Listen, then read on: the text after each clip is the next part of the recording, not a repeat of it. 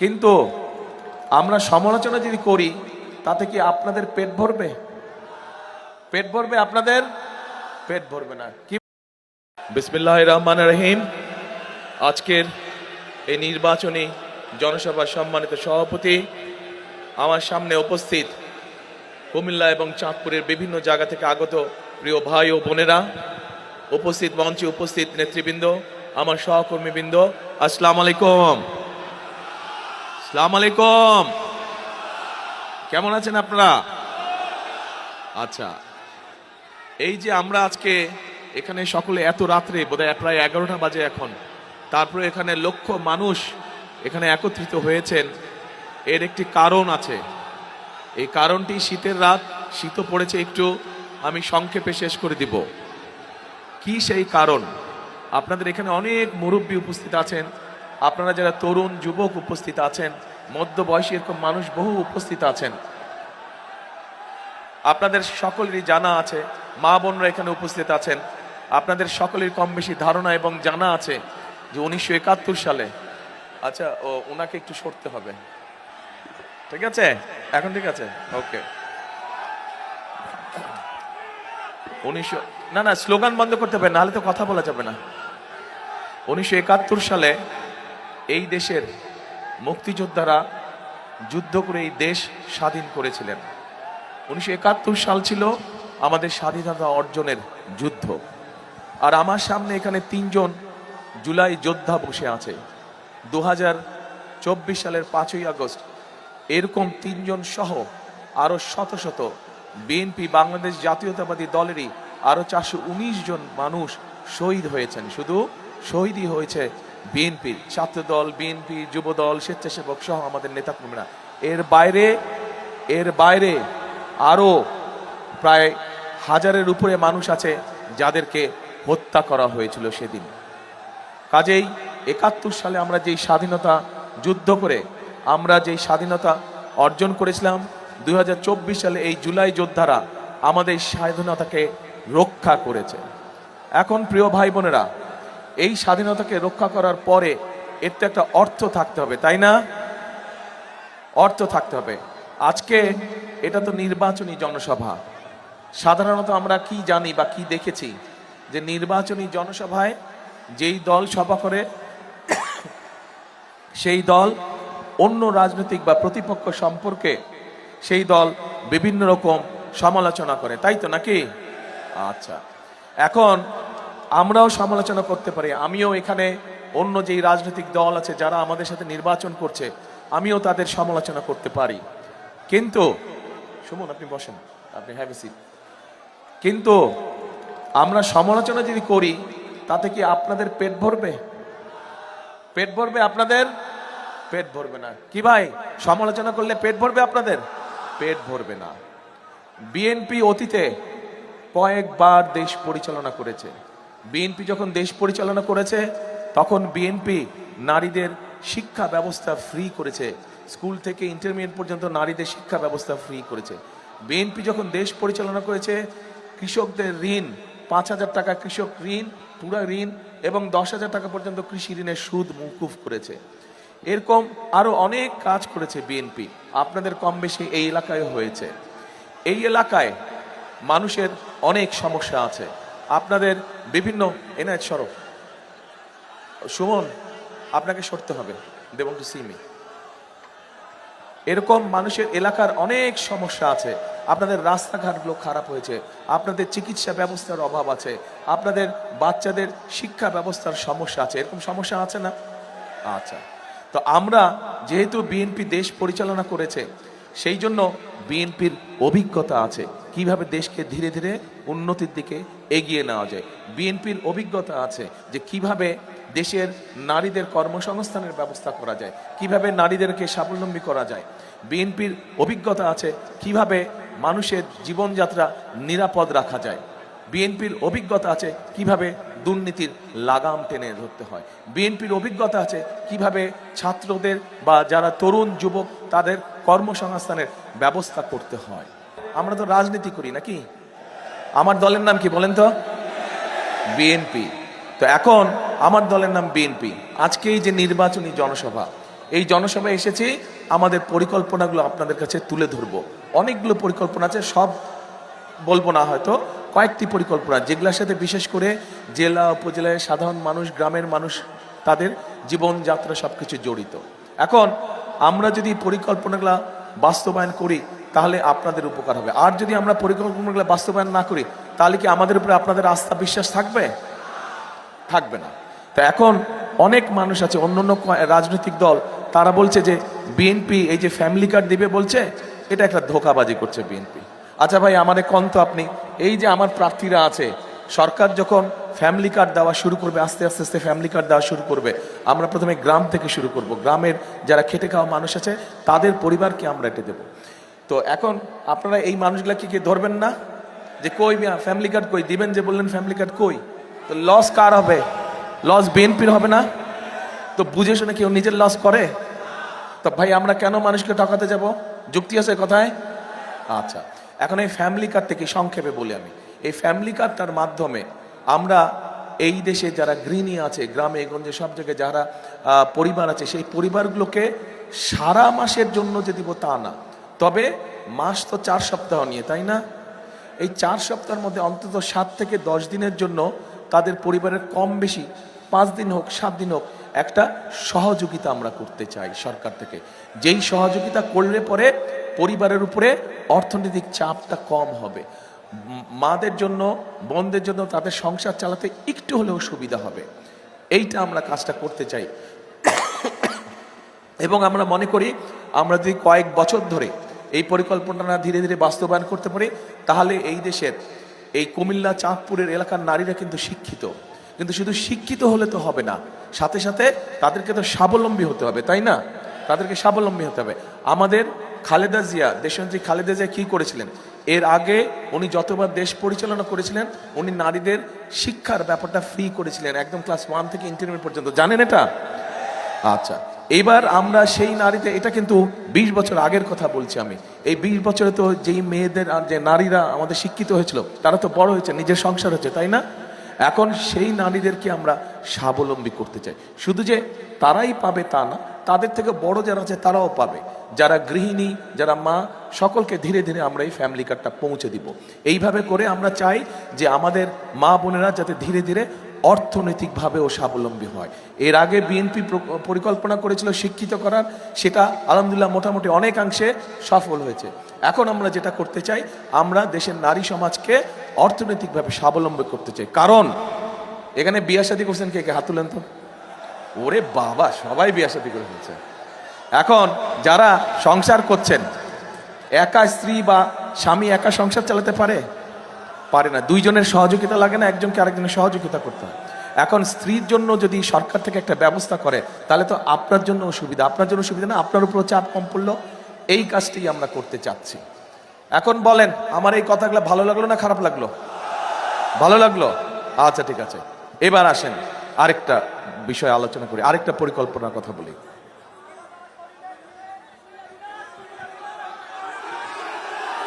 কথা তো আগে শুনতে হবে, আগে আগে পেটে ভাত আসতে হবে, পেটে খাবার আসতে হবে, পকেটে চাকরি বাকরি কর্মসংস্থানের পকেটে পয়সা আসতে হবে, তারপরে অন্য কথা বলে। বিভাগ আমরা ইনশাল্লাহ করবো, কিন্তু এখনই বিভাগ করলে তোমার পেট ভরবে? পেট ভরবে না। আচ্ছা, এরপরে আসেন, এরপরে আমরা এর আগে একটু আগে বলেছি আমি যে কৃষক ভাই যারা দেশনেত্রী খালেদা জিয়ার সময়, শহীদ রাষ্ট্রপতি জিয়াউর রহমানের সময় কৃষকদের সহযোগিতা করেছিল, খাল খনন করা হয়েছিল, সাথে ঋণের সুবিধা করা হয়েছিল, কৃষি ব্যাংক স্থাপন করা হয়েছিল, কৃষি ব্যাংক থেকে ঋণ দেওয়া হতো। দেশনেত্রী খালেদা জিয়া যখন আসলেন দেশ পরিচালনার দায়িত্বে, তখন উনি কৃষি লোন মৌকুফ করে দিয়েছেন, 5,100 টাকা পর্যন্ত ঋণ মৌকুফ করে দিয়েছিলেন, মনে আছে আপনাদের? তোমরা যারা এখানে সামনে ইয়াং ছেলে মেয়ে দাঁড়াচ্ছ, তোমাদের ছেলেরা দাঁড়িয়েছ, তোমাদের হয়তো মনে নাই, এটা 20 বছর আগের কথা। আচ্ছা, এখন আমরা যেটা করতে চাচ্ছি, আমরা যেই কাজটা করতে চাচ্ছি সেটা হচ্ছে যে ফ্যামিলি কার্ডের মতন আমরা দেশের কৃষক ভাইদের পাশেও দাঁড়াতে চাচ্ছি। প্রান্তিক কৃষক, ক্ষুদ্র কৃষক, মাঝারি কৃষক, এরকম যারা বড় কৃষক তাদের পাশেও যাব, একটু পরে যাব, তারা তো বড় কৃষক। প্রথমে ক্ষুদ্র, মাঝারি, প্রান্তিক কৃষক যারা আছে তাদেরকে আমরা একটি কৃষি কার্ড দিব। এই কৃষি কার্ডের মাধ্যমে এখন এই যে সার বলেন এটা ওটা ভর্তুকি হয়, কৃষকরা ভর্তুকি পায়? কৃষকরা সরাসরি সেই ভর্তুকিটা পায় না, ভর্তুকিটা চলে যায় অন্যদের হাতে। আমরা চাই কৃষকদেরকে ধীরে ধীরে ধীরে ফ্যামিলি কার্ডের আওতায় নিয়ে আসব, নিয়ে এসে কৃষকদেরকে আমরা সরাসরি সার, বীজ, কীটনাশক, তার যেই বীজ দরকার, যেই ফসলের বীজ দরকার সেটি তাদের কাছে সরাসরি আমরা পৌঁছে দিব। কোনো কৃষক যদি বছরে 2টা ফসল করে, অন্তত একটা ফসলের বীজ, সার, কীটনাশক আমরা তার হাতে পৌঁছে দিতে চাই, যাতে করে ধীরে ধীরে সে স্বাবলম্বী হয়ে ওঠে। এই এলাকাটা কুমিল্লা, এই এলাকায় বহু জায়গা আছে যেখানে মানুষ আগে চাষবাস করত, কিন্তু এখন চাষবাস করতে পারে না পানির সমস্যার কারণে, তাই না? খাল টাল অনেক বন্ধ হয়ে গেছে। আমরা যদি এই খালগুলোকে পুনর্করণ করি তাহলে কৃষকদের জন্য সুবিধা হবে নাকি? কে কে মনে করেন হবে? আচ্ছা, আমরা এখন খাল খনন কর্মসূচি শুরু করতে চাই। আপনাদের ভোটে 12 তারিখে ইনশাল্লাহ, আপনাদের ভোটে বিএনপি নির্বাচিত হলে পরে, সরকার গঠন করলে পরে ইনশাল্লাহ আমরা খাল খনন কর্মসূচি করব। আজকে এখানে নির্বাচনী জনসভায় আমি এসেছি। ইনশাল্লাহ 12 তারিখে আপনারা এই 14 জন মানুষকে ধানের শীষে যদি নির্বাচিত করেন, বিএনপি সরকারে গেলে আমি খাল কাটা, কুমিল্লা এবং চাঁদপুরে বিভিন্ন যেগুলো গুরুত্বপূর্ণ খাল, সেই খাল খনন প্রকল্প উদ্বোধন করতে আসবো। কে কে আমার সাথে যাবেন খাল কাটতে? সবাই যাবেন খাল কাটতে। এই ইনশাল্লাহ আমরা খাল কাটবো, কৃষকদের পানির সুবিধা ব্যবস্থা করব, এবং একই সাথে সেচ ব্যবস্থা সহ বন্যা বা জলবদ্ধতা যেগুলো আছে সেগুলো আমরা ধীরে ধীরে সব ঠিক করব।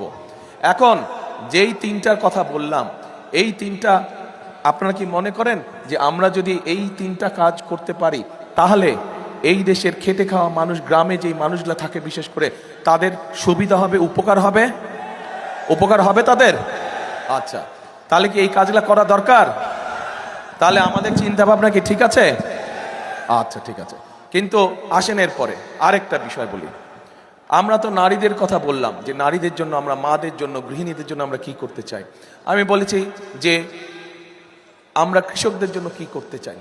এবার এখানে অনেক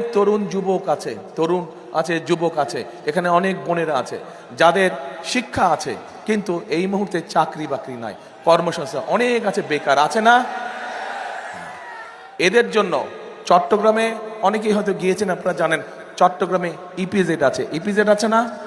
আমরা আস্তে আস্তে কুমিল্লায় এই ইপিজেড, আস্তে আস্তে একটা করে ইপিজেড আমরা কুমিল্লাতেও করতে চাই, যেন এই এলাকার মানুষরা যাতে, এই এলাকার ছেলেরা মেয়েরা যাতে এই কর্মসংস্থানের ব্যবস্থা হয়। একই সাথে আমরা এই এলাকার মেয়েরা, যেহেতু প্রায় অনেক মেয়ে শিক্ষিত, মেয়েদের জন্য আমরা একটা ব্যবস্থা করতে চাই। অনেক কাজ আছে, অনেক শিল্প কারখানা আছে যেগুলো মেয়েদের কাজ করার উপযুক্ত, নারীদের, বোনদের কাজ করার জন্য উপযুক্ত। আমরা সেই ধরনের, যাতে মেয়েরাও ছেলেদের পাশাপাশি কাজ করতে পারে, মিল কারখানায় কাজ করতে পারে, সেই রকম মিল, ফ্যাক্টরি, ইন্ডাস্ট্রি আমরা ধীরে ধীরে ওই ইপিজেডের মধ্যে তৈরি করতে চাই। এটা কি পরিকল্পনাটা কেমন? ভালো? খুশি আপনারা? আচ্ছা, ঠিক আছে। এবার আসেন, খাল কাটা গেল। ও আরেকটা তো বলতে ভুলেই গেছি, সেটা হচ্ছে শুধু এইটা না,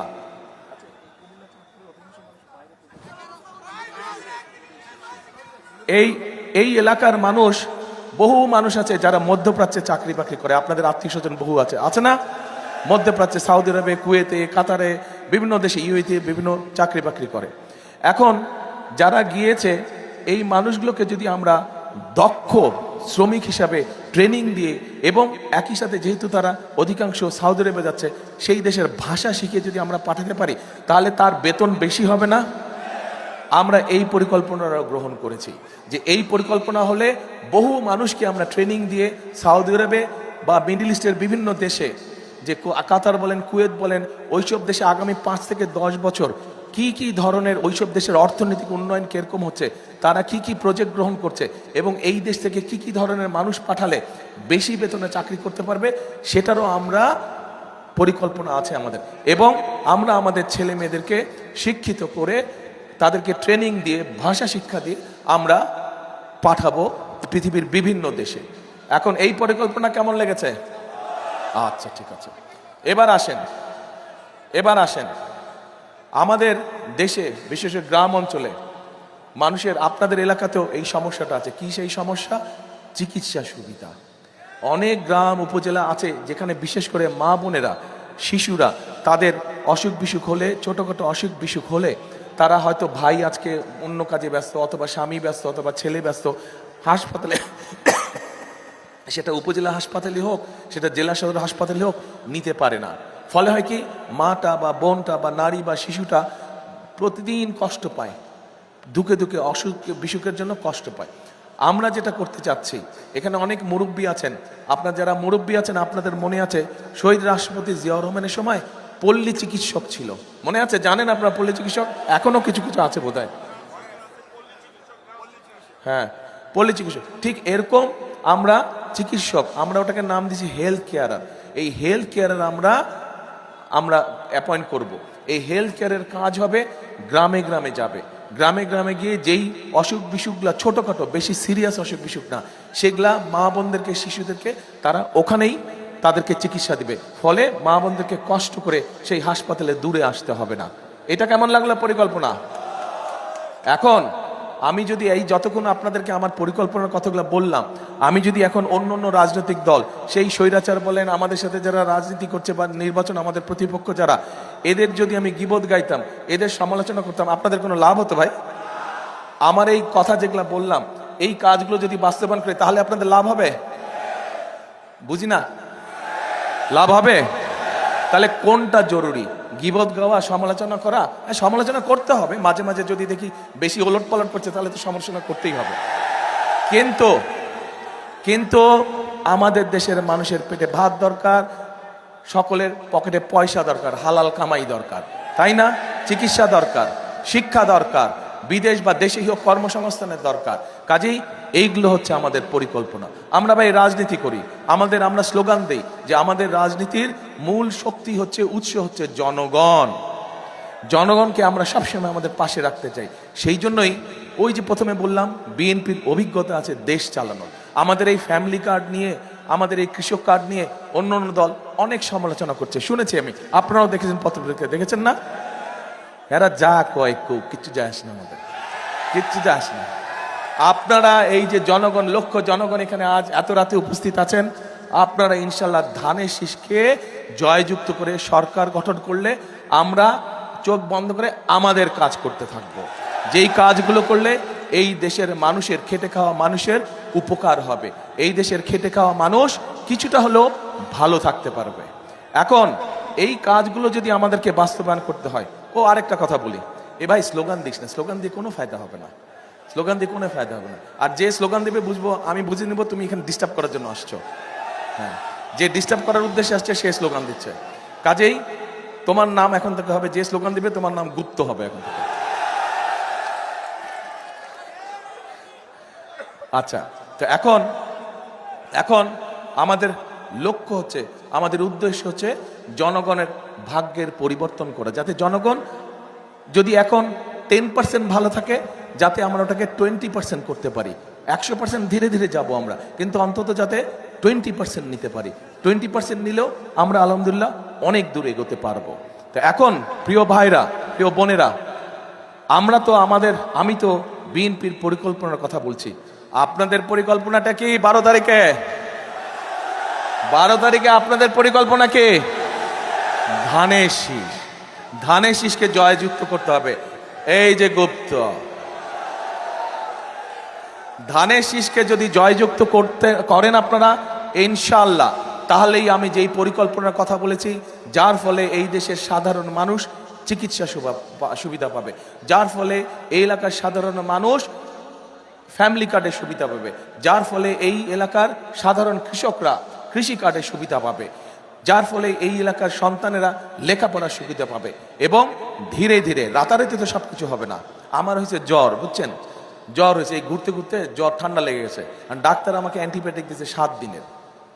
এখন 7 দিন লাগবে ভালো হইতে, তো এই সামান্য জ্বর ভালো হইতে লাগবে 7 দিন।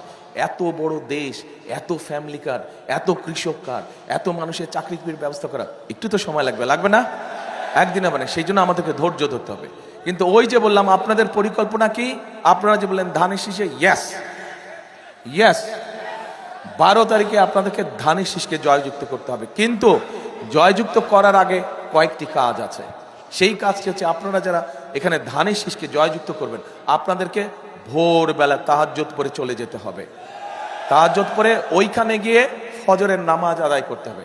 আর আমার অন্য ধর্মের ভাই যারা আছেন তারাও আপনারা ফজরের ওয়াক্তে চলে যাবেন ধানের শীষকে ভোট দেওয়ার জন্য, এবং গিয়ে ফজরের নামাজ আদায় করে ওই আপনার স্ব ভোট কেন্দ্রের সামনে ফজরের নামাজ আদায় করবেন এবং লাইন দিয়ে দাঁড়িয়ে যাবেন। যেই মাত্র দরজা খুলবে ভোট প্রক্রিয়া শুরু হবে, আপনারা লাইন দিয়ে ভোট দিবেন, ধানের শীষে ভোট দিবেন ইনশাআল্লাহ।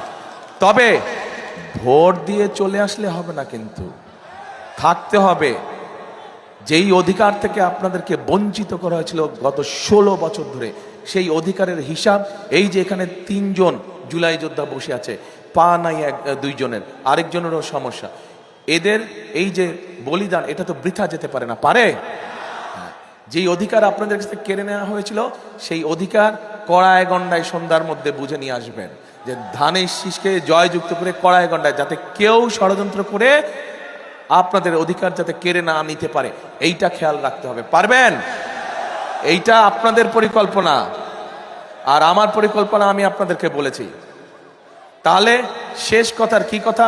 শেষ কথার কথা হলো, করব কাজ, গড়ব দেশ, সবার আগে বাংলাদেশ। আবার বলি, করব কাজ, গড়ব দেশ, সবার আগে বাংলাদেশ। ইনশাল্লাহ খাল খননে দেখা হবে আপনাদের সাথে। আল্লাহ হাফেজ। বাংলাদেশ জিন্দাবাদ, বাংলাদেশ জাতীয়তাবাদী দল জিন্দাবাদ। আর এই 14 জনকে আপনাদের কাছে দিয়ে গেলাম, এটা আমার আমানত। এই 14 জনে আপনাদের দায়িত্ব হচ্ছে আপনাদের পরিকল্পনা সফল করে এই 14 জনকে জিতিয়ে নিয়ে আসবেন ইনশাল্লাহ। আপনারা পারবেন না? ইনশাল্লাহ। আল্লাহ হাফেজ।